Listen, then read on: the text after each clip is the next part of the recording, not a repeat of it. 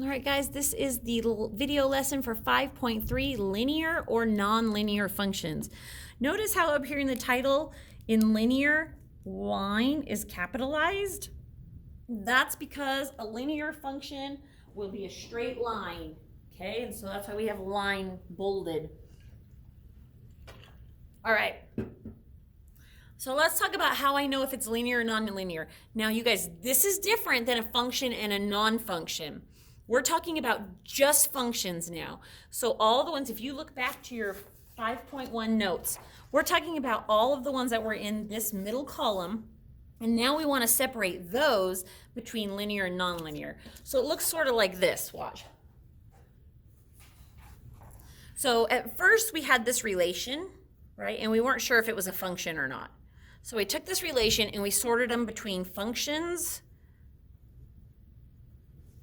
Wow, I didn't make that line very well. Let's ignore that one. And non-functions. Now what we're doing is we're taking these functions and we're sorting them between linear and nonlinear. Okay? So if a relation is a non-function, then we're done with it. But if it's a function, then we want to know, is it linear or nonlinear? Okay? All right.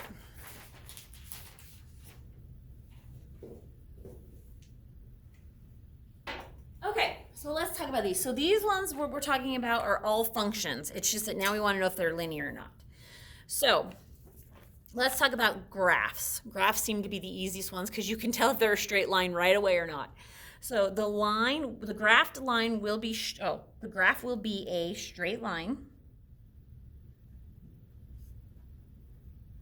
And it cannot be undefined or vertical, right? Because we already said that that's not a function. And so it can't be a vertical line because it's not a function. So it falls, I threw the paper away. That wasn't very smart. I'm going to probably want to refer back to it a couple times. So the vertical line is over here now. And so that's why it can't be separated between linear and nonlinear. Okay, so all other straight lines are over here, and now we want to know. All right, so straight line, diagonal straight line, that one's good. Horizontal straight line is good, okay? But what we don't want is lines that might kind of look straight but aren't really, or these ones that have some kind of curve to them. Okay, or even the circles, right? Remember, well, the circles are non-linear, not a function anyway. Okay. All right. Equations. Let's talk about equations. So remember, we said when we were sorting them between functions and non-functions, if they were y squared, they couldn't be a function, and if they were x equals some number, they weren't a function. So all those other equations are over here, and now we want to know, are they linear or not? So they can be written in the form of y equals mx plus b. So if I can solve it and put it in this form, then it's linear, like right here, y equals mx, well, minus b, but same difference, okay? There's no exponent.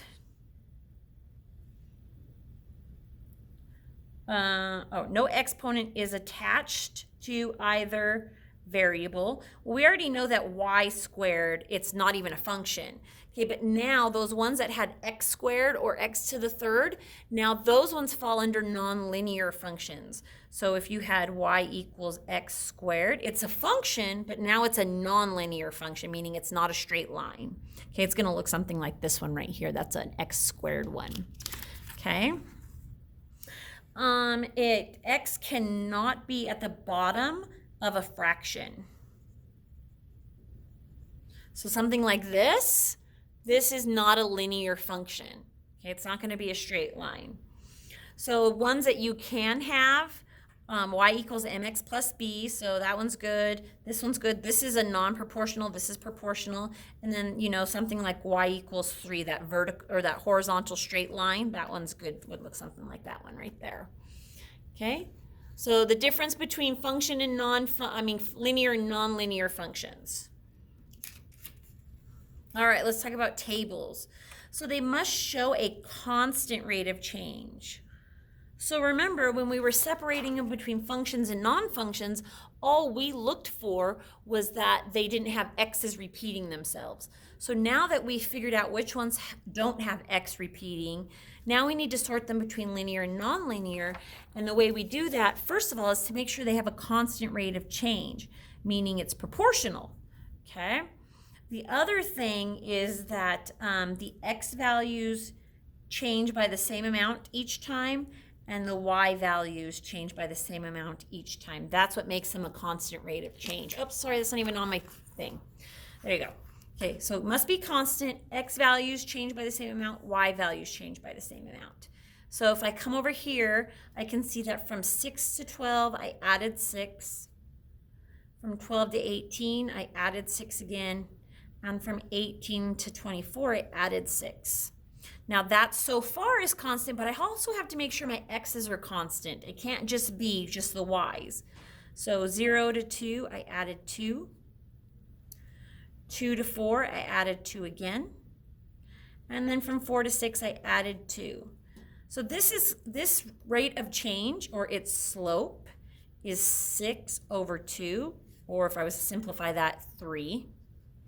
And so since it has a constant rate of change, this is a linear function.